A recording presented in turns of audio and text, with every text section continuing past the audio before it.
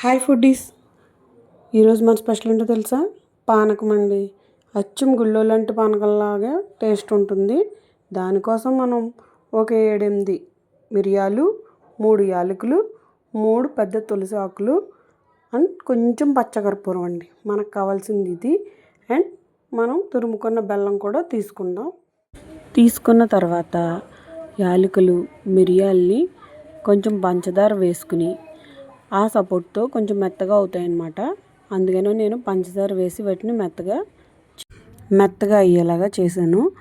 ఆ తర్వాత దాన్ని ఒక గిన్నెలోకి తీసుకుని ఆ పౌడర్ని కొంచెం బెల్లం వేసుకోండి. ఒక 2-3 స్పూన్స్ వరకు బెల్లం వేసుకుని తర్వాత మనం తులసాకులు పెట్టుకున్నాం కదా, వాటిని కూడా కొంచెం కచ్చా పచ్చగా దంచి దాంట్లో వేసాక మనం 1.5 గ్లాస్ లేదా 2 గ్లాసెస్ వాటర్ వేసుకుని వీటన్నిటిని బాగా మిక్స్ చేయండి. బాగా కరిగే వరకు బెల్లం బాగా మిక్స్ చేశాక, అసలు ఇది సమ్మర్ డ్రింక్ అండి. పెద్దవాళ్ళు మనకి చెప్పిన సమ్మర్ డ్రింక్.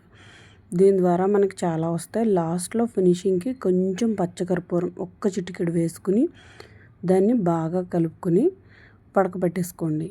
ఉడకబెట్టుకున్న తర్వాత దాన్ని తాగితే నిజంగా మీకు గుళ్ళో తాగిన ఫీలింగ్ ఖచ్చితంగా వస్తుందండి.